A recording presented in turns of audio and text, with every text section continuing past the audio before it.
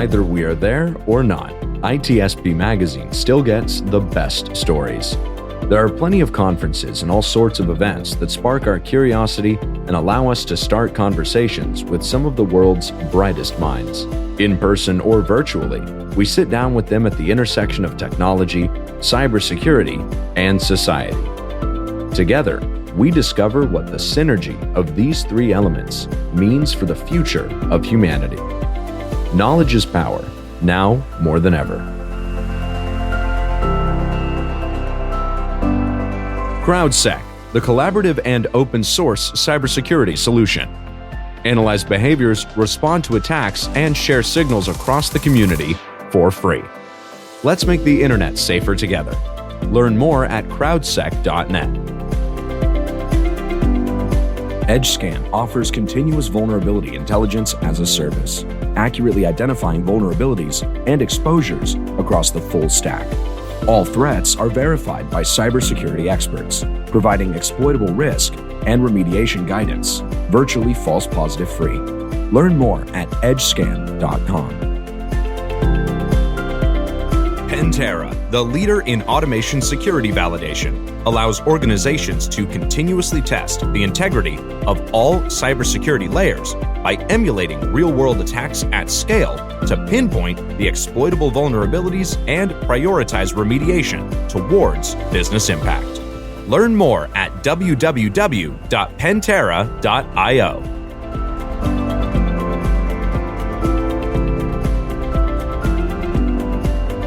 Marco. John. The sirens are blaring. I think something important must have happened.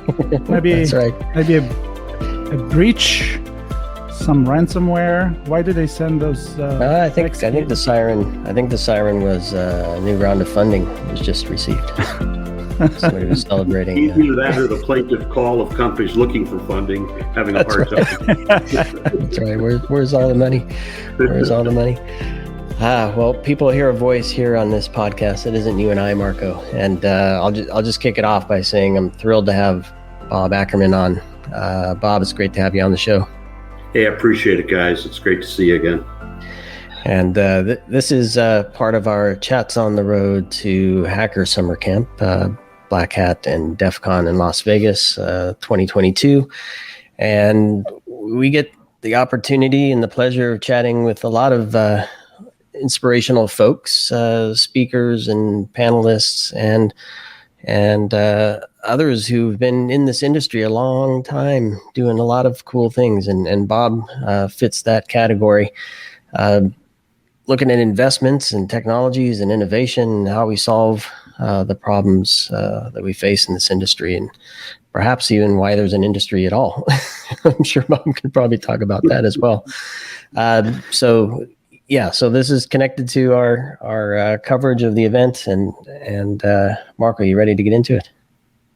I am, and as you list this, I'm just going to repeat the joke that we made before we start recording. We do not have 4 hours, nor 10, so we'll try to summarize as much as we can and trust Bob that he can do that, and I have no doubts about it. So kind of like there's some hints of what's been going on, where we're at, and where we're going. I'm excited. I'm getting my popcorn. I'm going to listen to this. That's right. Well, you have to hopefully chew your way through this one too, Marco. But Bob, before we get into it, for folks who don't know who you are and what you've been up to the last couple of days, maybe a few words about some of the things you've been involved with over the years. Well, I joined the dark side, venture capital, about 25 years ago, and for the last 20 plus have been investing in cybersecurity. So, the founder of AllegisCyber, which was the first dedicated cyber venture firm, first dedicated cyber venture funds. Also the co-founder of DataTribe, the cybersecurity foundry based in Maryland that looks to transition cutting edge innovation out of the intelligence community and national security infrastructure into the commercial marketplace. So DataTribe really operates at that seed level where we team up with entrepreneurs to build companies out of their expertise, particularly leveraging offensive skill sets or deep data science skill sets that have been funded by government research. And Allegis is kind of classic early stage venture. So that's what keeps me busy.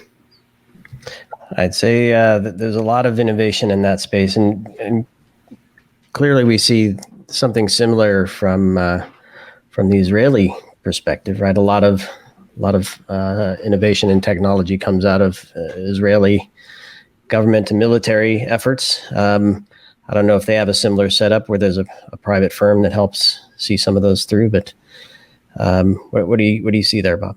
Well, I think, look, the Israelis, if you talk about the two leading centers of cyber innovation from a geographic perspective, it's the U.S., probably 70% of the activity. Israel is probably 20%. 10% is rest of the world, and within the rest of the world, I'd say UK is probably the leading, third source of innovation. But yeah, I think, what you find is where you've got massive investment or significant investment in offensive capabilities, you develop a lot of skill. And virtually everything we deal with in the threat landscape today originated at some point in time in an offensive playbook. So where you have those offensive playbooks, you develop that muscle memory, and that muscle memory gets leveraged to build defensive responses. Certainly, that's the premise for DataTribe. We've now started 17 companies over the last 6 years. We start about 3 a year, and we harvest the expertise that's developed at places like the National Security Agency, where the U.S. government has been spending tens of billions of dollars a year for decades, developing very advanced cyber and related data science capabilities. And so, leveraging that offensive knowledge or that data science knowledge to build either a defensive countermeasure to those offensive playbooks, or to leverage the deep data science expertise in areas like homomorphic encryption. And so, we really, we at Allegis and DataTribe, but, other leading cyber-focused venture firms are really harvesting, that massive investment in innovation.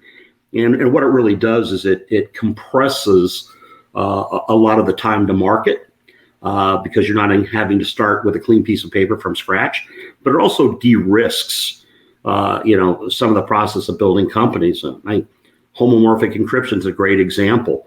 We started a company at DataTribe by the name of Inveil with Dr. Elsa Williams. Well, she led the homomorphic encryption efforts at the National Security Agency, where they actually got homomorphic encryption working in a way that scaled in production globally. That's a huge head start, in an area like homomorphic encryption, where industry researchers have been working for 20 years, but nobody got to the point where it was commercially viable. It was functional, but not commercially viable.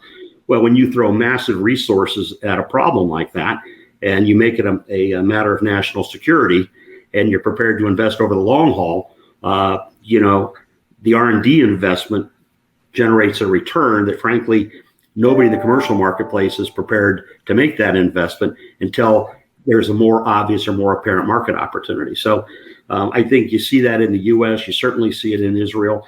And even when you look to the UK, you see teams that came out of GCHQ that have developed those skills and are looking to apply those skills to dealing with some of the cyber challenges we have in the commercial market. So as we have been doing some of these chats on the road to BlackHat and DEF CON, we talked to like Chris Crabb, to Steve Wiley, and we looked back as much as we could to 25 years of BlackHat, for example.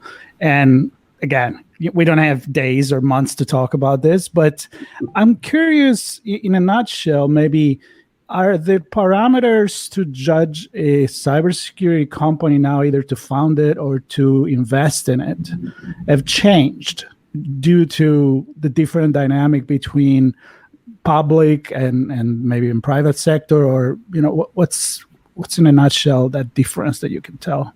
Yeah, look, there's been huge evolution. If I go back to 22 years ago when I started investing in cybersecurity, kind of the total market was maybe $5 billion. And you had Symantec and McAfee and frankly not too much else. Even at Allegis, when we transitioned our investment focus exclusively to cyber 10 years ago, people thought we were just paranoid. There wasn't that broad buy-in that cyber was a big significant problem that we needed to tackle. And I think what people failed to comprehend, and part of what our insight was, that as the global economy digitized, there would be digital vulnerabilities to that infrastructure. And that would be the cyber threat landscape. So our premise was that, cyber was not vertical, even though you could focus on it. Cyber, in fact, was broadly horizontal. And anywhere you had a microprocessor and data, you had a cyber exposure.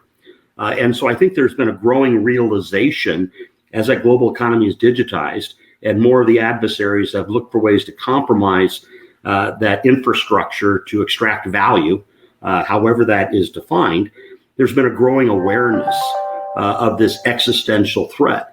And that realization is what really has kind of fueled the growth of our industry over time. I still think we're in the very early days, to tell you God's honest truth. I mean, this is good guys versus bad guys. The bad guys are just as smart as the good guys. They are equally and sometimes better motivated, and they're unrestrained. And so you have a very interesting dynamic of bad guys versus good guys, with the bad guys actually driving innovation. They identify vulnerabilities that they can exploit, and they're better at doing that than the defensive guys, who are really running about the business of deploying applications, deploying systems, trying to run the business. And, oh yeah, by the way, let's make it secure. Whereas the offensive guys, the bad guys, get up every day saying, where's the vulnerability? Where's the hole? Where's the gap? How do I exploit it? How do I monetize it? So you've got this very interesting dynamic in cyber where offense actually drives the innovation. And what that means on the defensive side is we are largely playing catch up and usually a little late to the party. We're reacting. And so you've talked about that 25-year time horizon. Yeah, growing awareness, a realization of the threats, massive investment, both on the part of the customer to secure their infrastructure, on the part of the innovators to provide the solutions to secure that infrastructure. But we're still largely in a reactive mode today. And I think when we talk a little bit about the future, my perspective is we have to get out of reactive and get to proactive. Part of that is secure by design. And part of that, frankly, is thinking like a bad guy, thinking like an attacker. One of the reasons, my playbook involves pulling teams. Let's pick one. Let's pick Dragos in the industrial control security space. Dragos began life at Data Tribe. Well, what did we do? We picked up 3 guys that were the core of the offensive team at the NSA in industrial control systems. And what was the task? Leverage your knowledge, leverage your expertise about the technology and the threat landscape and the vulnerabilities, and build defensive countermeasures. And if you want to build cutting edge defense, you start with the guys that created the threats. You start with the guys that were on the offensive side of the equation. And I think if we embrace that playbook, we're going to get a lot better at kind of closing the gap between offense and defense. Understanding typically, there's probably a 4 to 5 year time gap between when an offensive playbook is developed within, let's say, the intelligence community, and when that begins to manifest itself in the broader commercial market.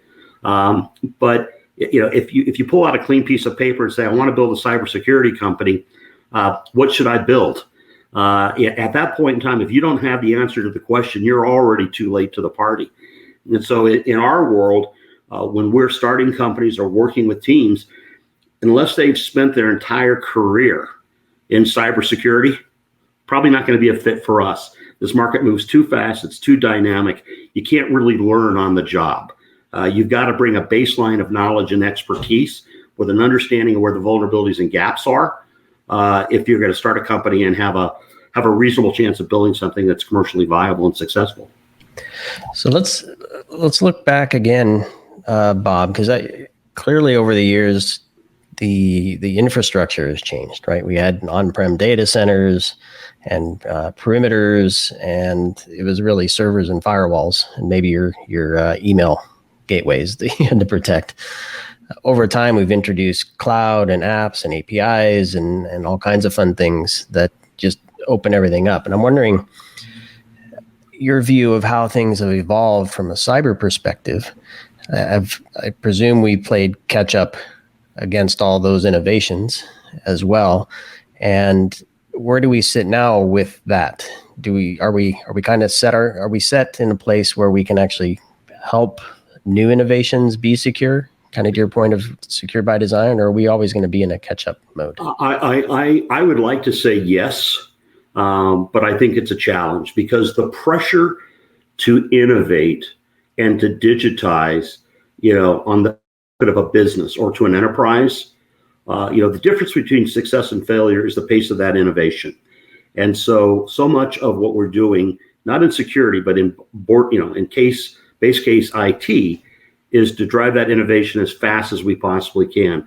And what happens is that security all too many times becomes a secondary consideration, if that. And so to get to the place, Sean, that you're talking about, we have to have a significant cultural shift to understand that while we're deploying advanced technology, security is at the table as part of that conversation. Can I jump in, Bob? Because I don't know if this is a weird thought or not, but it seems like we're funding cybersecurity companies to come in and help shore up weaknesses in new technologies. I'm wondering, is there an opportunity to fund security within other things that are being funded? So we say, you're going to get funding for this new container technology, and here's a security venture or capitalist that is going to come and join us to ensure that you're investing in security in that. Look, I think that's where we have to get. I think we're beginning to have an awakening. It's not driven by technology; it's driven by business. When the Securities and Exchange Commission, for example, starts to hold corporations accountable and put policy in place in terms of how they manage cyber risks, when this becomes a board level set of responsibilities, when you have the emergence of a chief risk officer, all of a sudden cybersecurity moves out of the exclusive technology domain into the business risk domain. And now all of a sudden, at board levels, you're having conversations about, let's talk about our cyber risk. Let's talk about our exposure, because that is potentially the existential threat to the business enterprise.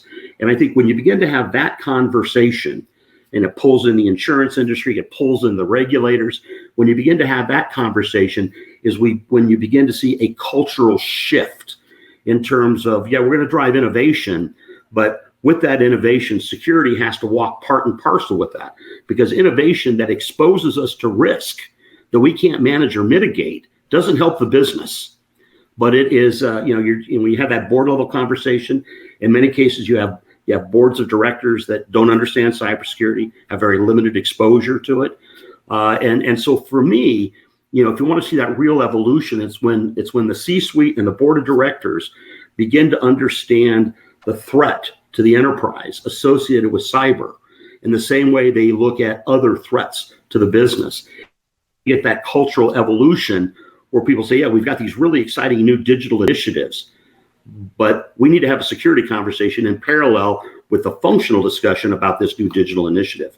And I think we're in the very, very, very early days of those conversations beginning to emerge. I wrote a piece for Forbes, 3 or 4 or 5 weeks ago, talking about the need for chief information security officers, in whatever flavor that is, to have a seat at that board table, and that means whether the CISO is within the organization participating with the board in these discussions, or it's retired CISOs being tutored to sit on a corporate board and bring that experience and expertise, that perspective into the discussion. And I think, frankly, that's where a lot of it's going to start. When this really becomes a priority and it becomes a mandate in how IT supports the business and how new functions and services are deployed, you've got to have that level of awareness to really drive that cultural change.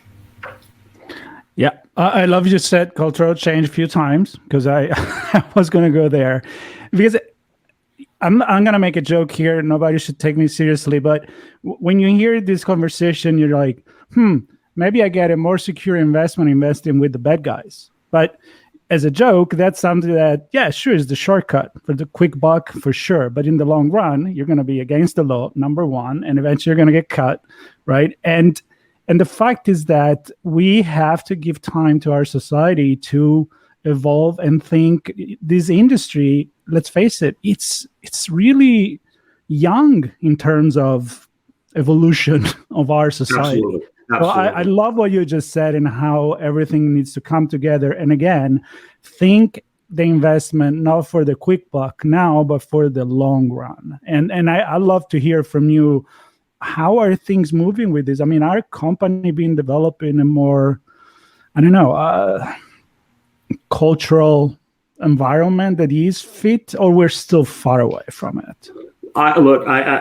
Again, as I said to Sean, I wish I could say yes, but we still have challenges, right? Until we get that cultural bit to flip, we're still going to think about cybersecurity as a technical domain, and there are technical aspects to it, but again, it fundamentally is about risk, right? And so I think we're getting smarter in some ways. But what I really want to see is I want to see this transition from reactive whack-a-mole, which is where we largely are today, to beginning to think prescriptive and preemptive.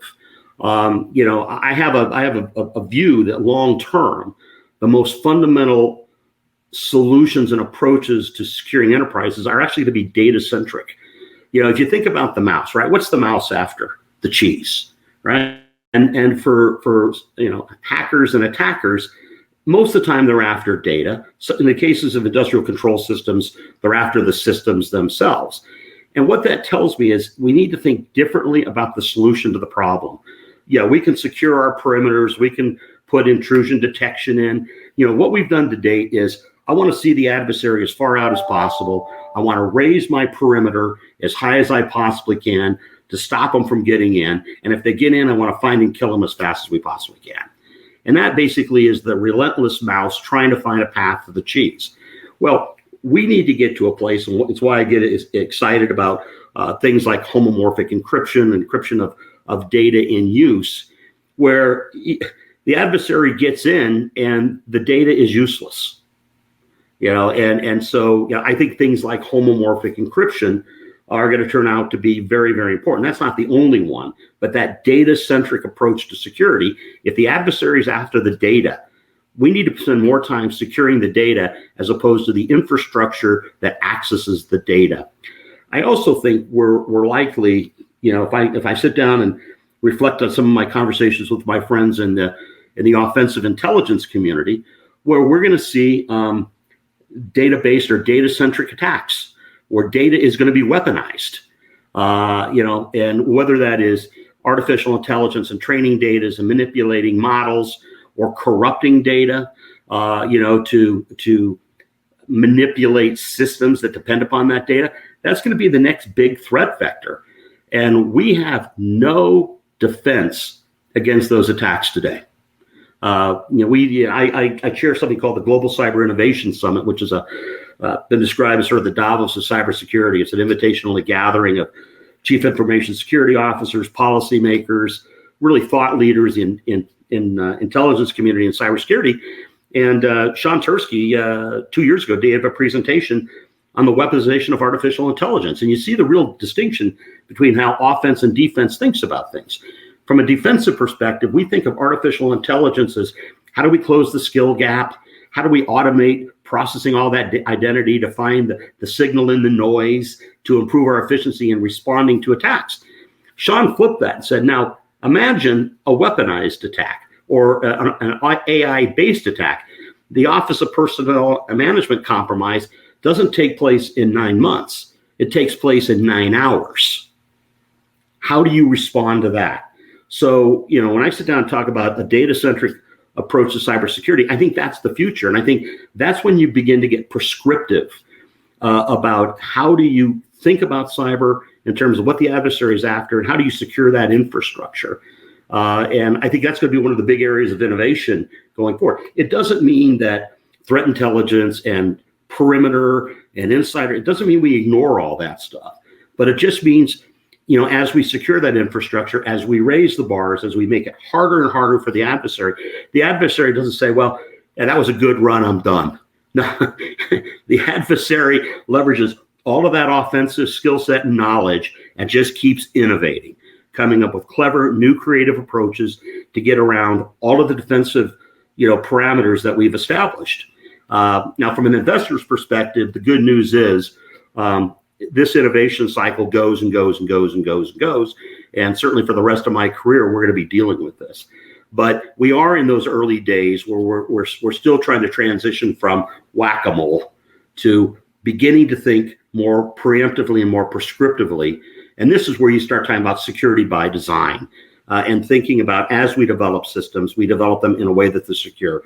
We begin to think about securing the data and not just at an encryption level, but at a much more advanced, much more fundamental level.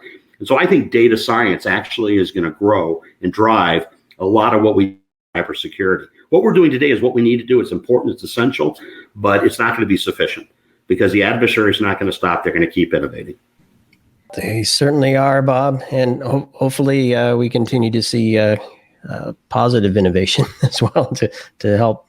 Well, we're going to see both, Sean. I know, and that's and there'll be plenty of it at BlackHat and DEF CON both. Arsenal is a lot of fun tools, open source tools that represent this innovation. Clearly, a lot of research and presentations, and certainly the business hall has a lot of innovation as well. So, lots of things for folks to see. You touch on open source as a great example, right? All of the economic benefits that accrue from open source at the expense of security, right? And so, I'm an old Unix guy, right? So, open source runs through my blood. And there are a lot of economic benefits that are associated with open source. There are a lot of security issues associated with open source. And this is where, our rush to innovate and leveraging open source, which is all positive, has a security side to it that we only wake up to and realize after the fact. Creates a new vector for innovation to, how do we rethink that in a way that security runs with that open source? So, yep. Excellent point, Bob. And I wish we had another hour or 4 days and 5 minutes to chat with you. Perhaps we'll have you back on again because I have a gazillion questions, but we've run out of time for this particular Chats on the Road to Hacker Summer Camp. So, Bob, I want to thank you for your insight, for what you've seen over the last 25 years in investing and in this space and a view for the future. Sounds like a culture of secure by design is what we need to strive for. And hopefully we can get there. So thanks, Bob. Always a pleasure. I'm gonna go check on the cheese right now. Actually, you got me all worried about. Well, that's why you keep the cheese in the Tupperware. So. That's right. That's right. All right, thank you, Bob. Yep. All right, so guys. Everybody listening, there'll be links in the show notes. I think we'll put a link to Bob's article in Forbes that he referenced, and anything else that Bob thinks would be useful for folks to understand about this space. And stay tuned for more as we continue our chats on the road to BlackHat and DEF CON. Pantera, the leader in automation security validation, allows organizations to continuously test the integrity of all cybersecurity layers by emulating real-world attacks at scale to pinpoint the exploitable vulnerabilities and prioritize remediation towards business impact. Learn more at www.pantera.io. EdgeScan offers continuous vulnerability intelligence as a service, accurately identifying vulnerabilities and exposures across the full stack. All threats are verified by cybersecurity experts, providing exploitable risk and remediation guidance, virtually false positive free. Learn more at edgescan.com. CrowdSec, the collaborative and open source cybersecurity solution. Analyze behaviors, respond to attacks, and share signals across the community for free. Let's make the internet safer together. Learn more at crowdsec.net. We hope you enjoyed this episode of our on-location conversation. If you learned something new and this podcast made you think, then share itspmagazine.com with your friends, family, and colleagues. If you represent a company and wish to associate your brand with our conversations, sponsor one or more of our podcast channels. We hope you will come back for more stories and follow us on our journey. You can always find us at the intersection of technology, cybersecurity, and society.